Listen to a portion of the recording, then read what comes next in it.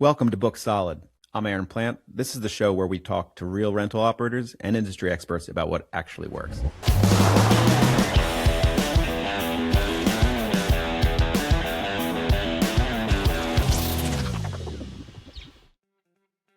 The rental industry is full of people grinding it out, running equipment, managing customers, trying to figure out how to grow while the business is still pulling them in every direction.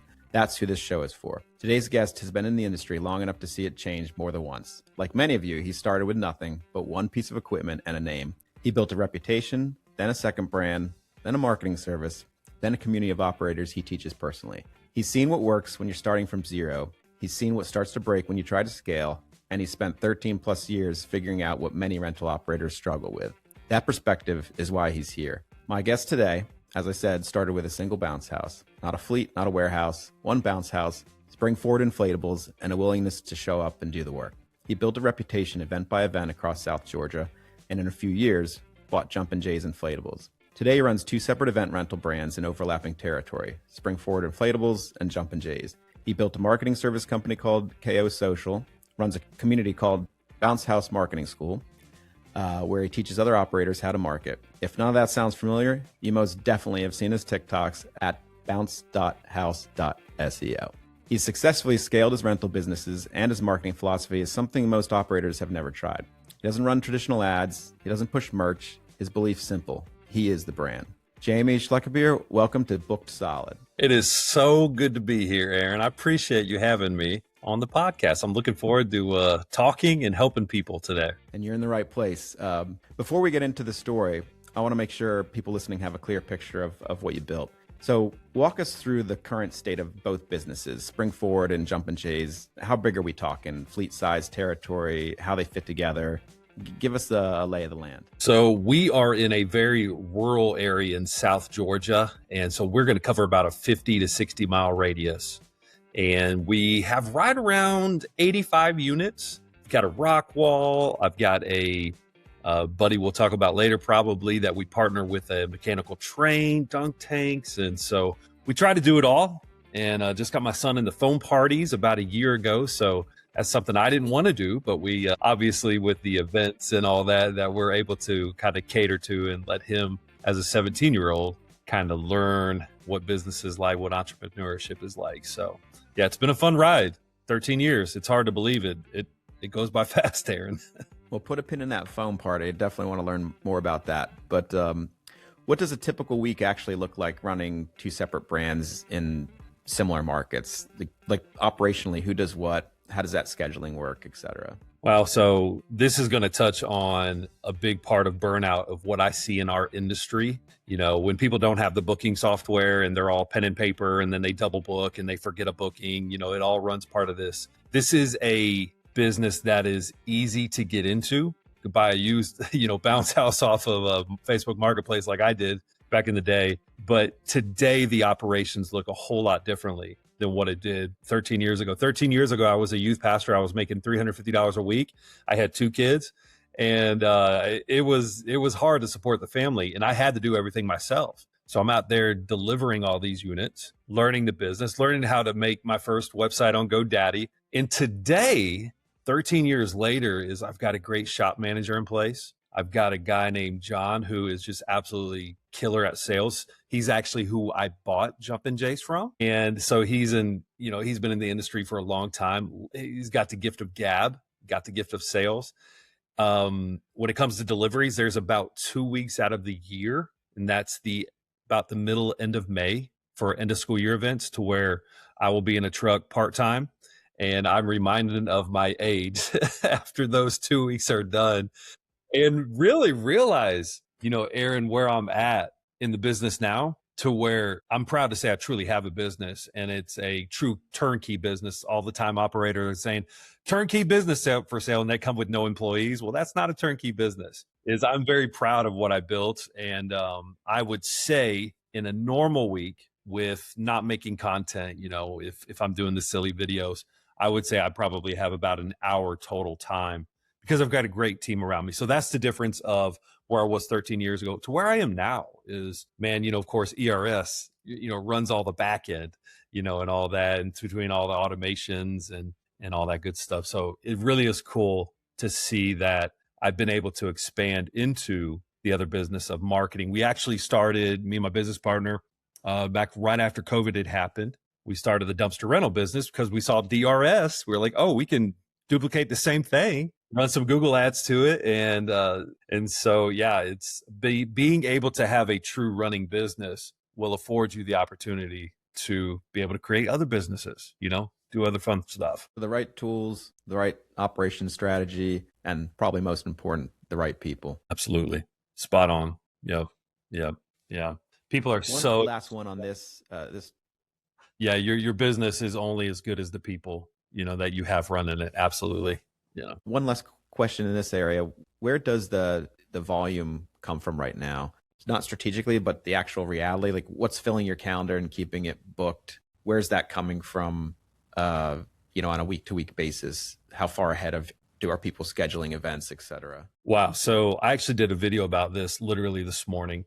And right at 48% of my customers are returning customers. And so like in the video I was talking about on TikTok, I cannot duplicate that starting off. You cannot if you're a brand new operator.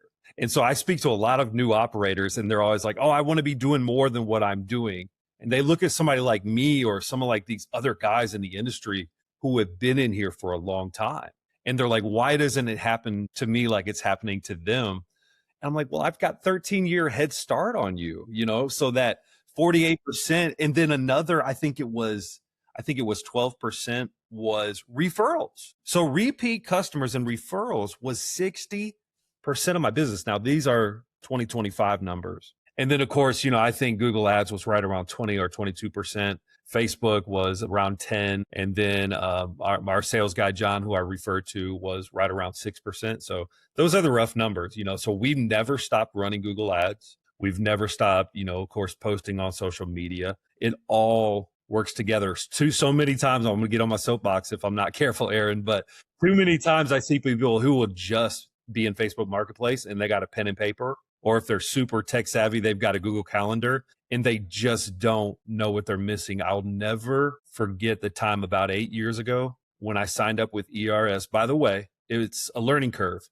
And it took me 3 times between the time I signed up, I gave up, I stopped, signed up, gave up. And then I was like, the third time I was like, all right, I know I have to do this. And so it was that. Then I realized that the bookings that come after a weekend like July 4th, I used to think it was dead after July 4th, that nobody was booking, when the problem was me. I didn't have a booking software. So I was so tired. I wasn't answering the phone. I was missing those bookings. You know what I mean? So very, very, very important stuff, all those learning curves along the way. So I think that's really important to drill into the fact that it takes time, right? You can't overnight these things. Even the fact that those numbers, right? You have them at the top of mind because you're looking at them every day. You know how your distribution of your sales is split up. And that's something that has to be learned. It doesn't come out of the box usually, right? And so having that knowledge and that experience, it's part of what brings success. So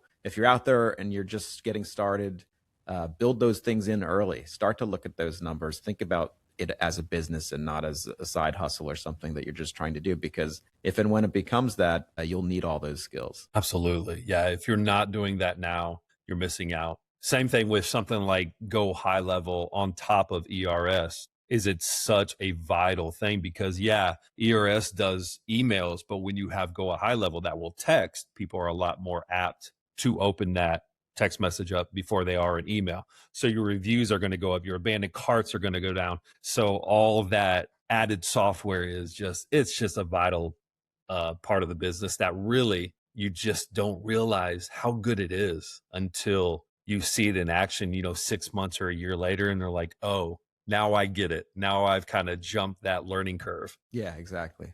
Well, let's go back to the beginning. Those are always my favorites. The origin stories, the hero origin stories, always my favorite. So you started with one inflatable, no fleet, just that. What was the moment where you looked at what you were doing and thought, this is actually a real business? Like this is actually something. Wow. I would say after about a year, I think I was up to about 5 or 6 inflatables, and mind you, making $350 a week. And so I was ever more on a shoestring budget, but I remember looking up, and there's no pride like driving down the road for a rental, knowing that I didn't know the person who I was going to, but they found me. And that pride in that business, I'll never forget. One of the worst ones was I was driving like an hour and 15 minutes. I was using a dry slide as a water slide. That's not Kyoto certified, so don't do that. But I was so happy that I was taking it. I loaded it up in the back of my wife's GMC Acadia. And on that hour-long drive, 4 hours, total round trip, it was an absolute money loser. But I think I charged them $300. But there was a pride in me of like, I'm working for myself right now. And mind you, I was making $350 a week. So that $300 was like a whole paycheck. You know what I mean? Right. So, there was a big time. But that was one of the things. The other couple of times along the journey was it really always kind of piggybacked off of a learning curve. So hiring people, you might work for a corporation, you might be in charge of HR somewhere, but when it's your business, hiring hits differently because it's your baby. And you're not just going to leave your baby with just anybody. It's kind of like hiring a babysitter, like, having that trust. Is back in the day, I used to track them on GPS to see where they are. I'd get mad if they were taking too long and they should be further along. And I've paid them every which way. But that was one of the other times where it was probably a Friday where I didn't deliver anything myself and I had a crew doing it all. I was like, wow, like, okay. You can read Good Great where they say, you do work on your business, not in your business. But until you kind of jump over those hurdles, it really doesn't hit home, That's a great pivot point, right? That's, you can remember it clear as day. It's like some Friday where I wasn't doing any work and that was it. It's like, But you know what, Aaron, the other thing is I see some of the guys who have been in this industry for 20, 25 years, and they're in their late 50s, early 60s, and they're out here delivering bounce houses by themselves. And there's a guy in my area. He's just never hired people. He's never had a website, and he's in his mid to lower 60s, and he's trying desperately to sell his business. And he's asking like $150,000. And I'm just like, I don't have the heart to tell him. And maybe he'll watch this, so God forgive me, but I don't have the heart to tell him, like, you don't have a business, you have a job. And once he's gone, people were tied to him.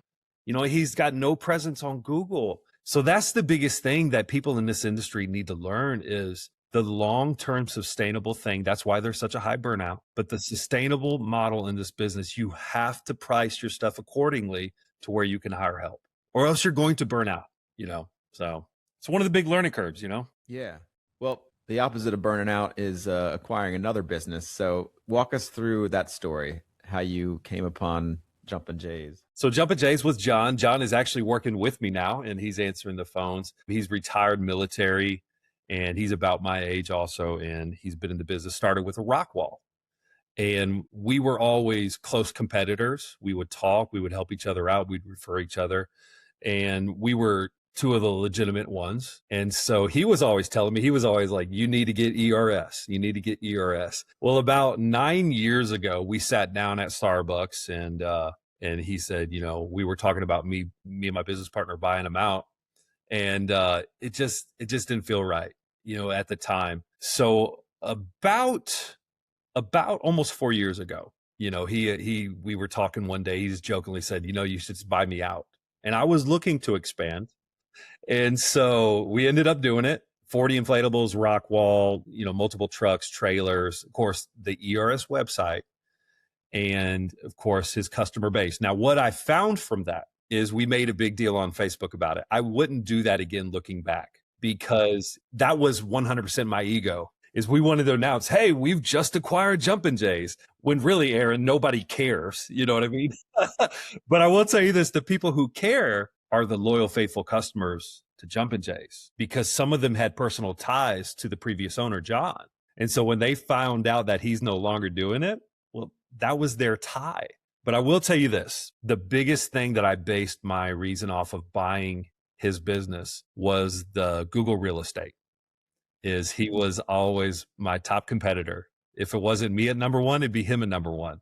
And so through the purchase of all the assets was that ERS website, we were able to share inventory. And it was just if he had been with any other platform provider, like I don't think it probably wouldn't have processed the way it would have. That was a big decision maker. My mind was not on the units. I could buy more units. Right. My mind was on, yes, the customer base, but also it was that ERS website that he had going that already was SEO optimized, and taking up space. So that's something, Google Ads can't reduplicate in that without paying. So yeah, that was a big thing. I would say this is I had asked a few other mentors, should I do it? I kind of explained what the deal was, and it was a great deal. And they were like, nope, I wouldn't do it.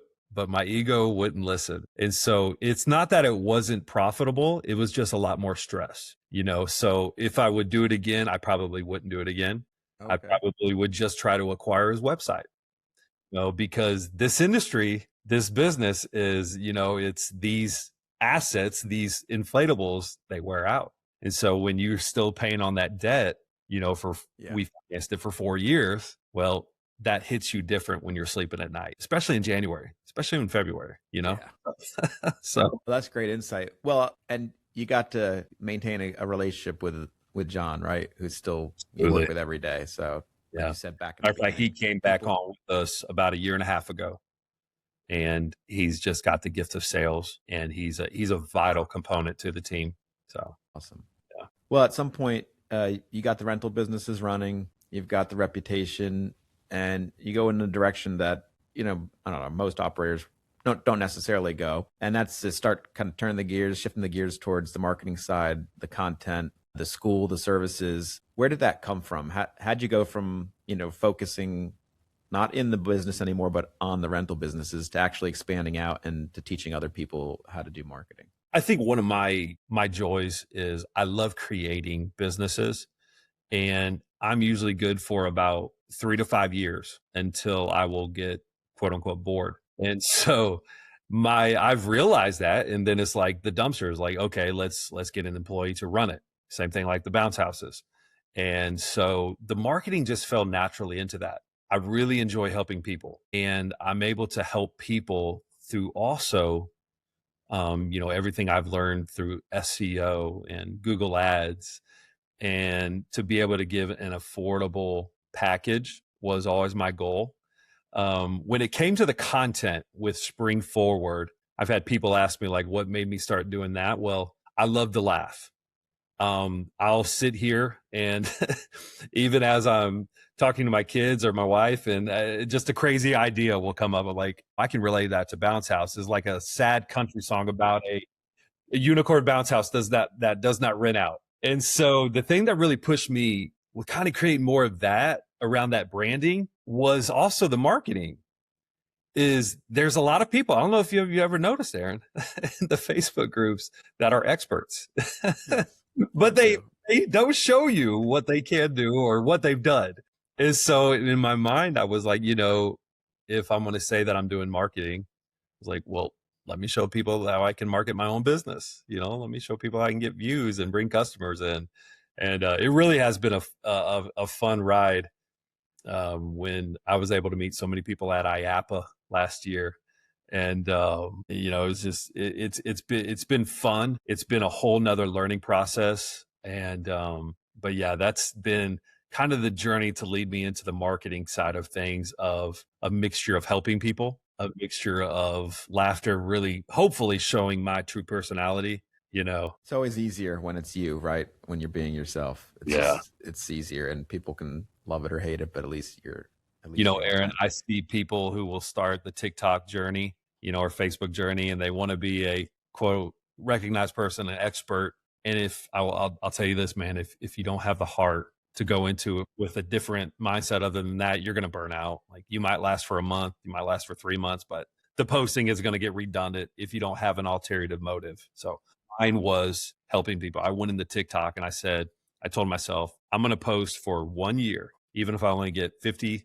views per video, and I'm just going to help people. I'm going to give it all away, and so that's kind of been the mindset behind it. So, and another unique philosophy in our discussions that I latched onto, wanted to get your insight on a bit more. We talked about, as it relates to marketing, talk about branding, and your philosophy essentially is that you are the brand. And I'll say that because we covered ego a few times in your younger years. That's not an ego play. That's a strategy. But it's not a logo, not a shirt, not a hashtag. It's really you. And I think, your natural authenticity probably drives that. But where do you think that comes from? How does that actually translate? And then how does that actually translate to, to bookings? So one of the most humbling things is when I'm in my town and, a waitress will recognize me. It's very, very, very humbling.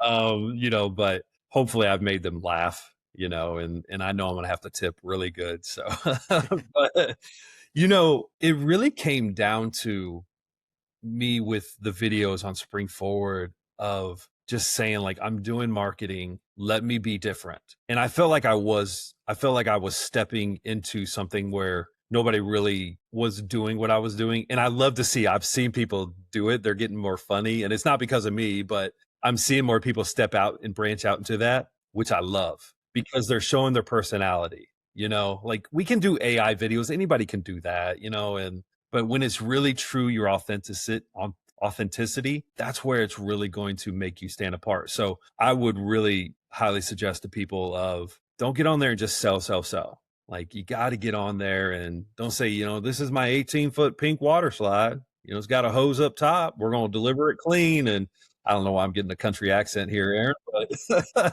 but people know what it is. They want to know, who are they buying from? Yeah. And so that's like, with my son doing the phone parties, it's like, he's 17. It's like, I am going to sell this. Like, so many people are like, oh, kids just want to stay on video games all day. It was like, hey, we got a 17-year-old here that is out here trying to run his own business. Now come rent, come rent some fun. You know what I mean? So, yeah. But it's all about being yourself, like, yeah, you gotta let your personality shine through. So it I don't know, maybe help the ones that have a little more trouble. So, because I think there's a good amount of operators listening to this they're not going to wake up tomorrow and become a personal brand.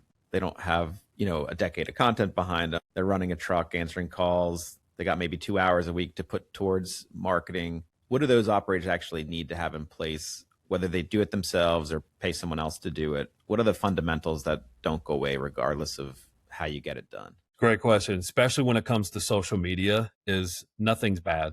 Like post everything. If you got a flat tire, post it on the side of the road. Like, I'm a big fan of Gary Vaynerchuk and Alex Hormozy, and everything is content. And so don't be afraid.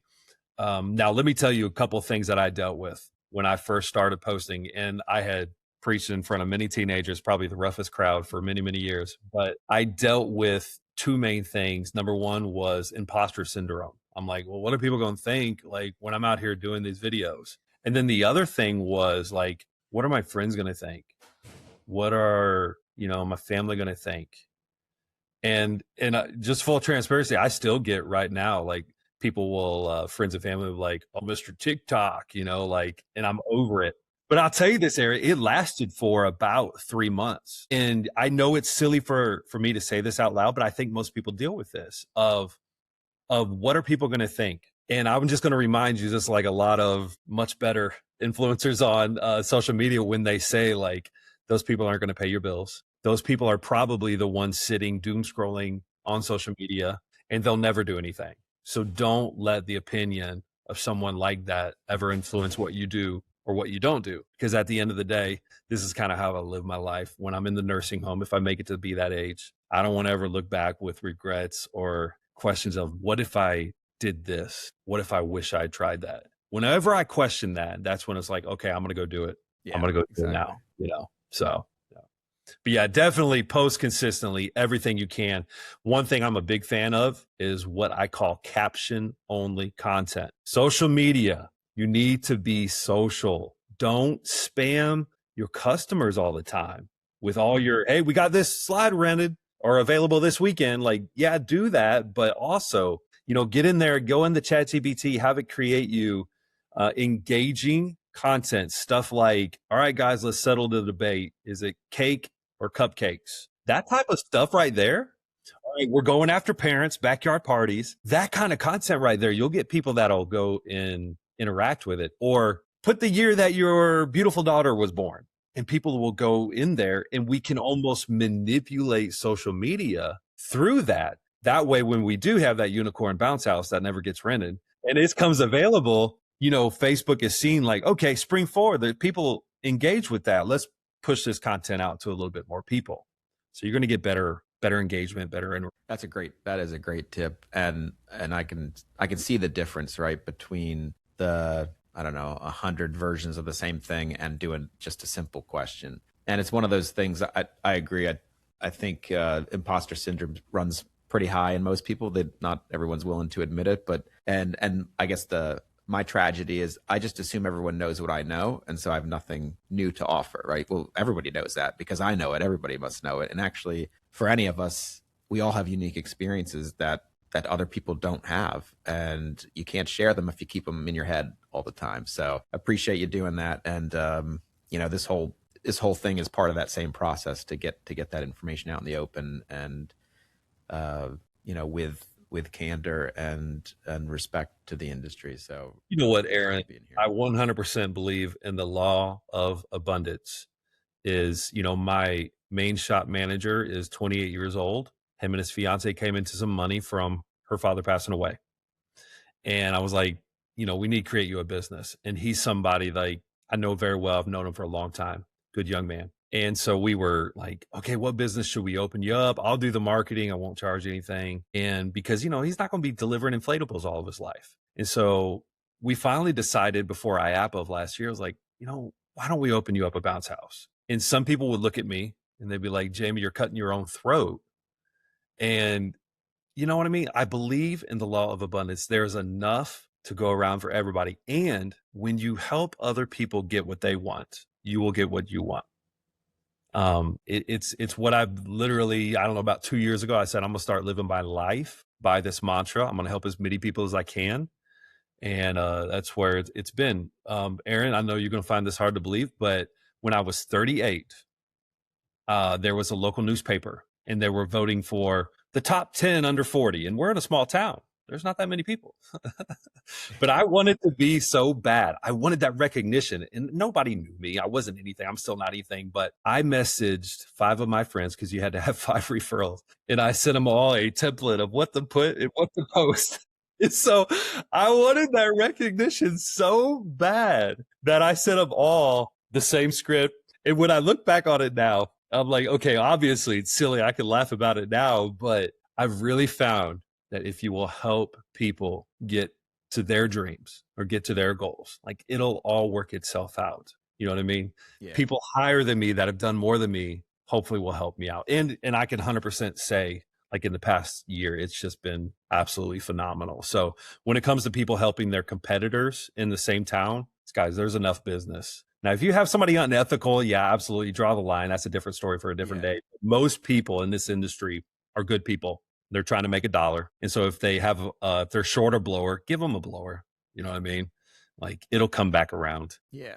I do see a lot of that. That's one of the interesting and, encouraging thing about this industry is there is this, the sense to help seems greater than the sense to not, generally speaking. Yeah. Which is really, really great. So you put that paperwork together. That was just last year then, because you're permanently under your 40s from what I 28, hear, right? 28. Well, let's talk about other scary topic too for everyone. Real quick, Aaron, that is a great thing to do too, though, because the amount of people who I don't know who will come on just say 28 ? In my videos for engagement, it's we're manipulating the system. All right. Yeah. Yeah, Lord knows I need to.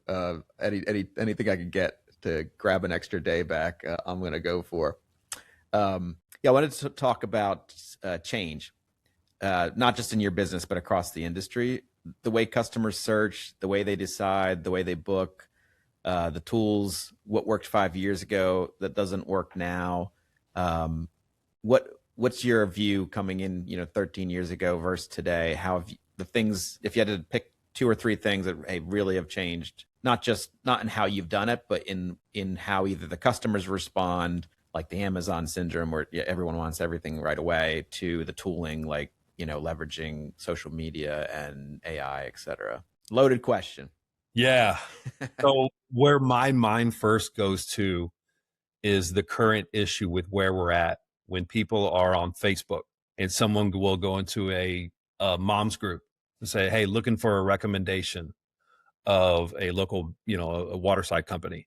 Who do you recommend? All these scammers are popping up. And, I mean, they're literally, I'm hearing 1 to 2 times a month. We get calls and I'm seeing it all over the industry. But, all these scammers are coming up. That wasn't happening when I was starting 13 years ago. And so, like, I literally, we'll respond if somebody recommends us, we'll like the comment, but I'm not in anybody's inbox.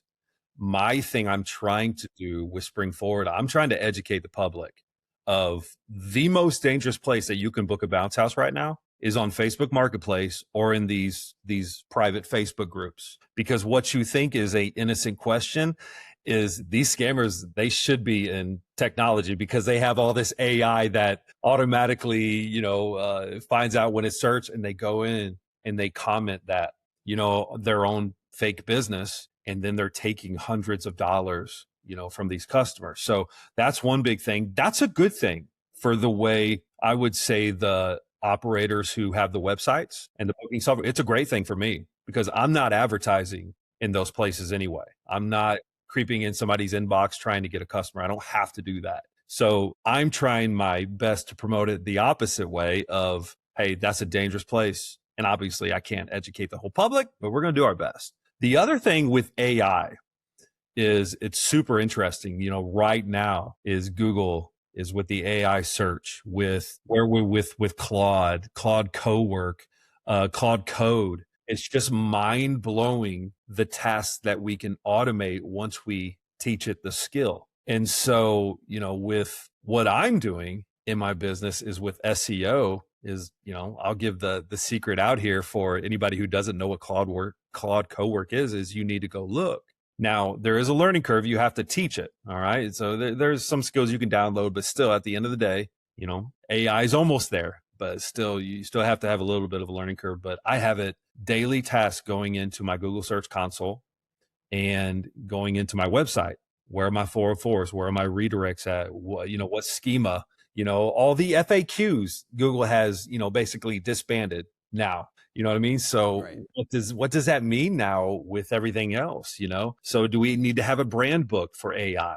All of that stuff with where we're at is, if you don't know it, the people who do know it are going to be far ahead of you. And let me just hit on this real quick, Aaron. When it comes to some of the most successful operators, it's the ones who have let's just say a decent paying job, who can hire a marketing service because they don't know it. And so they are leapfrogging the people who are learning it because they are paying somebody who knows it. So for instance, if you hire ERS marketing, they know how to do Google ads. If you go in there and, love Tariq and how he does his educational videos, but like he's giving you 80% of the puzzle. That other 20% that he's leaving out there, it's a big 20%. So, when it comes to broad match, phrase match, exact match with the keywords, if you don't know what I'm talking about with those 3 different words, it's like you are going to waste a lot of money. So do you pay somebody and leapfrog it and be ahead? Or do you go about it the harder way? So that's another, with talking to so many operators, Aaron, I'm just, some people have the money to invest and some people don't. But man, the people who have the money to invest and pay like a marketing agency or go out and do ERS right off the bat, they're so much further ahead of the people who haven't. It's what I said earlier. It's the guy who is trying his best to sell and he's out there still delivering all of his units. Yes. He hasn't created that business. He's always had the job and it's been a good paying job.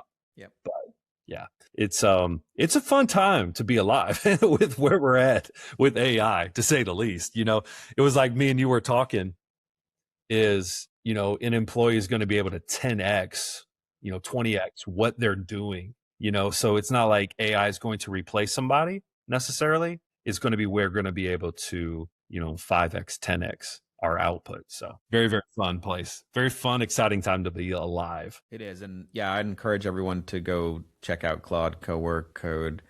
Like Jamie said, it's the way I contextualize it is a tool. If you treat it like a tool, you can leverage it just like you can leverage a hammer. If you try to just ask the hammer to be a wrench and a screwdriver and a saw, you're going to run into trouble. You can get disappointed real fast. But it definitely encourage everyone to explore that. Speaking of that, from your experience in building the things you built, where does AI fall short? Like, where did you try to use it and find out it couldn't replace a judgment call that you were making, for example? I'll give you a perfect example is I wanted to see what it would do with setting up a Google ad campaign. I didn't give it any guidance. I just gave it access to a starter Google account. Said, go create me a Bounce House. And it came back and, for instance, the display network, it clicked that box. And if you know what I'm talking about, you know what I'm talking about is we know we don't check that box. And so there still are learning curves where, our industry can be so niche and all that to where if you don't know this stuff, and if you don't know to go in and prompt it with, hey, here's my area, go find my competitors, do a deep dive analysis. So if you don't know how to talk to AI, you're going to miss some stuff. I've heard some horror stories from some other SEO gurus on TikTok who have said, their agency was fired because they're having Claude going and doing the stuff, and the rankings just literally tanked within a month because, go do breadcrumbs, go do schema, and all this stuff. And it wasn't doing it right. It was hallucinating or, you put in that end outcome there. So yeah, the one I would say it's encouraging to me, Aaron, is there's still the learning curve for it. If I didn't know what I was doing with a lot of this stuff, I wouldn't catch some of the stuff it's doing. Right. So I'm going to tell you this here too. There's still going to be lazy people out there. AI is not going to replace somebody's motivation level. Right. You know what I mean? Yeah. And so like for Claude, I pay for the $200 a month package. It's not going to be everybody that can afford that either. Right. And so guys, definitely get out there and learn it, play around with it, automate some tasks that you have to do. You can literally almost do anything with it, but still keep a close thumb on it, so make sure you're protected. I'm not worried about it going into my bank account and charging a credit card and stuff like that. Like some people, I automatically hear them throw that horror story out there, but still you got to keep an eye on it, follow up, don't get lazy with it. Yeah. I think that's the key is you see the output. It's right.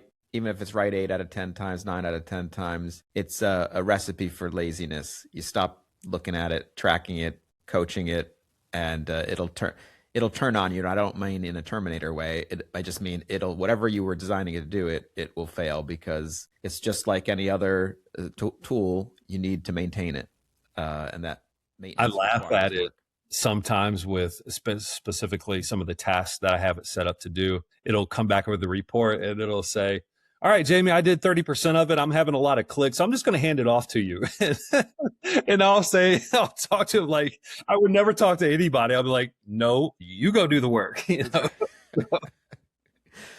There's a meme out about like a small business owner that fires their marketing firm and is talking to ChatGPT to replace it. It's like, just go run the reports. And it goes through a series of back and forth, and it ends basically with he fired the firm. He's paying $20 a month for a ChatGPT to do it, and then they both agree that she can't do. He had it female gender. She can't do what the marketing firm could do, but she's a lot cheaper at failing.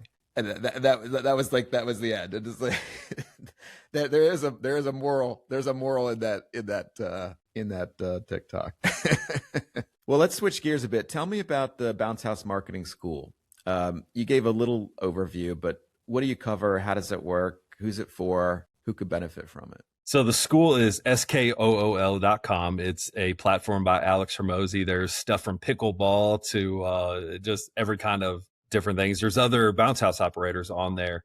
And it is basically tutorial videos from what to start from A to Z, from your Google business profile to doing SEO on your own to, Google ads to managing Google ads. I literally do not gatekeep anything.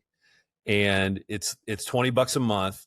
And I want to do something for, if you are an ERS customer, I need you to private message me. You can see my name right there. You can spell it, find me on Facebook, send me a private message. If you watch this podcast to this point, then I'm going to give you a free year-long access to it. So I'm going to save you a little bit of money. But the biggest way to sum this up, Aaron, is this is not for somebody lazy. The videos are anywhere from 5 to 15 minutes long, and you're literally watching me over my shoulder and doing, how to build a city landing page. And so you're literally watching me. So you have to do the work. And so we jump on weekly Zoom calls. We take the month of May off. We're back in it now. But yeah, we jump on weekly Zoom calls. We'll do website audits. We'll just ask questions. And the $20 a month is literally to gatekeep it in a sense.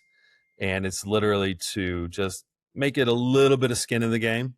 Aaron, what I've got here and what I've put together is literally my agency would charge $5,000 to $6,000 minimum to go out and do this type of stuff, so it is the pulling the curtains back and showing every unsexy thing there is about SEO. And there's plenty to go around. There is. Yes. Yeah. But it's literally showing everything, because I really wanted to speak to me 13 years ago as a broke youth pastor. And, that's who I did it for, all in one place. And literally somebody can go in there for a month and $20, you can learn as much as you want. You can download the videos, you can do whatever you want to do, ask questions. And there's like 230 people in there, something like that. And all that. So it's purely to help people, not selling anything. Now I will naturally get some people who were like, oh yeah, Jamie, this is a lot. Can we just hire KO marketing to do this? Or can we hire ERS marketing to do this? And it is somewhat of a lead funnel, just for full transparency, but I enjoy it. And so it cost me $99 a month to host it through school, but it truly is like, it's my way of kind of giving back to the people who will do it. So. Yeah. Well, that's great. And we thank you for that opportunity for all the listeners that are ERS customers. I just want to pick your brain on this 2 brand, 1 market-ish strategy. And because I think you mentioned about buying jumping jays and the how, the why. But I wanted to focus on the what. Like most operators would look at 2 brands in a similar geographic market and think it's cannibalization. How did you look at it, and why did you decide to keep them separate? So separate because not everybody's going to be a Spring Forward fan.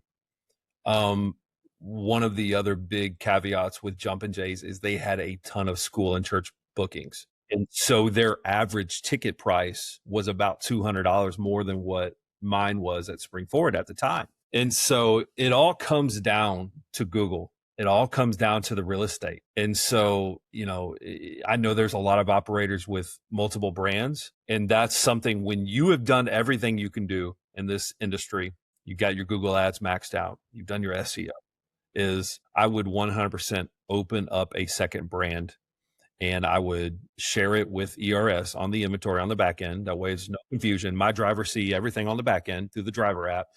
And literally it's just all comes down to Google real estate and the customer base. You know what I mean? Like that's a part of it, but I would say 70% Google real estate, 30% customer base. Yep.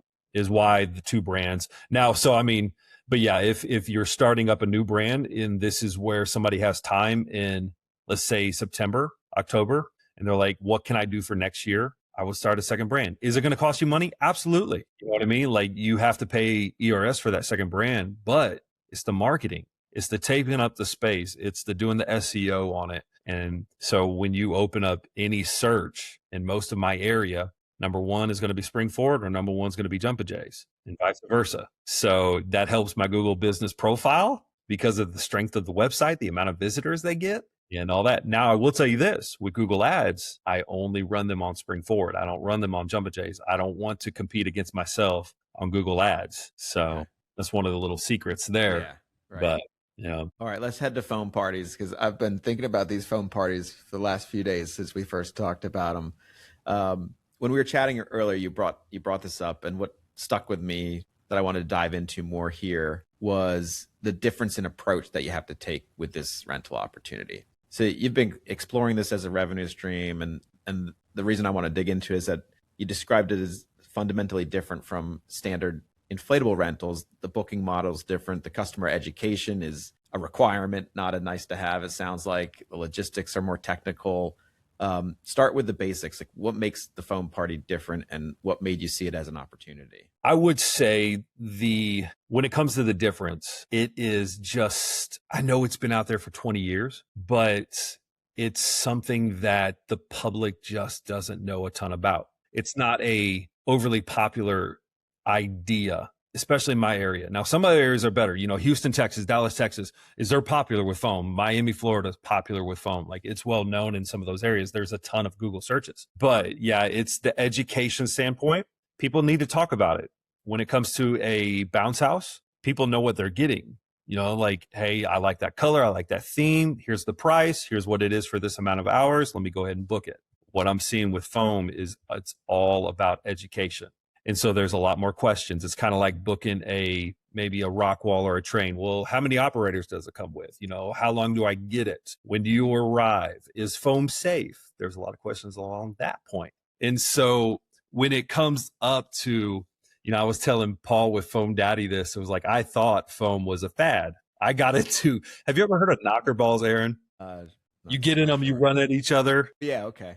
It was 100% a fad. Yeah, it was a fad. And I jumped on that fad. And so I very quickly got out of that fad. But I thought foam was the same way. And so my son was 16 at the time. I did not want to get in the foam, but I knew, okay, hey, I've got the websites. I can create a niche website that's even going to take up more space on Google. And so I want to teach him. He's got that leadership quality. And so even if he's not an entrepreneur, he's going to learn so much from his phone rings when the business line. He has to talk to the customer. He has to set up everything. He has to explain, sell, and all that. So he's learned so much. He's 17 now. And, for instance, this Saturday, he's got 2 events. So he's going to walk away with probably around $1,000. And so it's a great income for him. He's playing football his senior year. So he's busy. And so it just affords him to make money and not go work 30 hours a week. So when it comes to the past little over a year, I've just seen like people, I have not figured out the magic trick with ERS, because what I did with ERS is I just made it a package. And I just, like a regular bounce house, put a couple pictures up there. And so I would highly suggest this, if you're watching this and you're doing foam, is you got to do like some landing pages. Make those, put your FAQs on the actual product page, put a video in there. ERS lets you do all of this stuff. You have to sell it more on there. And then, of course, you have your phone number available because people do want to talk about it. So, but man, I am so excited, man, with building the relationship with the guys over at Foam Daddy. They are a lot like ERS. They're so helpful when it comes to education. They've got the support team there for it. Like, any questions you have, they've been asked 1,000 times and they're going to answer it like it's been the first time. And so it's really been a lot of fun to get in there and not only work with my son with it, but my eyes were opened. And my 7-year-old son, when we set up the cannon for the first time over a year ago, and he got in it. And my daughter's autistic, she's 9, but they both got in it. And the way their faces lit up, I literally, the first thought I had was, I was like, okay, I was wrong. Like, yeah, no, kids love this. It's just like a bounce house, but yeah, it's more, you got to sell the experience with that versus the rental of it. Yeah. So, yeah. I'm glad I got my son into it though, because I don't want to answer all these questions about what a foam party is. And people think like it causes cancer because some fire extinguisher foam caused cancer and all this silly stuff, like right now I'm really seeing though with Eli's is there's not a ton of backyard birthday parties in my area. It's a lot more events, which is fine because they're going to do multiple hours. They're higher paying. But right now we're working on Facebook ads and just what I call educating the public, hey, this is a possibility, That's awesome. And it's fun, and it's not dangerous, and dispelling all the myths and all the BS. Yeah, exactly. Awesome. Well, what else are you watching right now? Any other potential stream service lines on your radar? I'm so content with where I'm at in business. There was a time I thought I had to be over 100 inflatables. There was a time that I thought I had to be the absolute biggest in my area. And after I hit over 100 inflatables, I was waking up. I was like, am I going to have a third crew running full time? And I finally got to the point. I'm like, you know what? I'm good. I'm good. Like, this runs itself pretty darn well. And the more I'm going to add to it, like, I don't have to be $1 million company. I got mad respect for those that do it, but like, I'm good. I'm content because I want to go and grow other things. And so, like, I'm not necessarily looking in the bounce house industry right now. I'm looking for 100% AI, is just, that's where my focus is right now, of what can I set up to where I'm 10xing my output. Like right now with SEO for some clients, is I've got in there every 3 days, I've got AI going in there, giving me a report, giving me what they think they should do. And then I'll give the approval to go in there and actually fix it and all that good stuff. And then I have it come back with a report. So I'm really trying to really hone in those processes and not do it all, throw a bunch of mud at the wall, but really kind of be like more of a sniper and, really get in there. And, but that's where my focus is right now. I'm not looking on expanding the business as far as the bounce houses. Yeah. And so, but yeah, if I don't wake up and I'm not passionate about it, I'm no good to anybody, Yeah. Oh, Aren't we all? Yes. Well, before we close out, where can people find you? We talked about the businesses, the school, marketing help, TikTok, but this is the plug, the mandatory plug opportunity. Hey, first off, Aaron, thank you so much, man, for having me. I got to hang out with you guys at IAPA, and of course Leslie, and I'll get in trouble if I start naming names because I'll leave somebody out. But you guys are the real deal. You guys are awesome. I've been with you guys for, I don't know, 8 years. And it's just, I could not have grown and automated my business if it wasn't for ERS and everything. So, if you're watching this and you're not signed up, go sign up.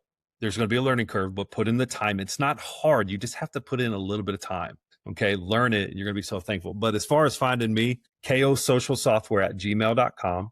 You can do that. Of course, my name here. You can look me up on Facebook. Send me your friend request. Now you're going to see pictures of my kids on my Facebook profile. All right. So you can follow Spring Forward Inflatables on Facebook, Instagram. And then of course, TikTok is bounce.house.seo. If you look up Jamie Party Rental Marketing, you'll be able to find me there too. Go follow me on there and all that. Well, Jamie, man, what a great hour or so spent. Really appreciate it. Your candor, your industry experience, and your openness to share all of it. 13 plus years in the industry, 2 businesses built from the ground up, marketing, coaching, and you're still building. That's not an overnight story. It's a long, deliberate accumulation of specific decisions, and most of them probably made without a roadmap. Here's what I keep coming back to from this conversation. The operators who actually grow aren't really the ones who found the magic strategy. They're the ones who got honest about what wasn't working and what it was actually costing them to leave the broken things alone, and about, what stage they were in and what that stage actually required. You got specific today about what you built and how, about what you tried that didn't work, where the industry is heading, and what you need to do to get to the next step. So take one thing from this conversation, one specific thing, not a concept, a thing you're going to actually do differently this week. I'm talking to the listeners now, not to you, Jamie. Sorry, to be clear. If this episode was useful, share it with one operator who needs to hear it. That's how this show grows. Subscribe wherever you get podcasts. Follow us at Book Solid Pod on all platforms, and we'll see you on the next one.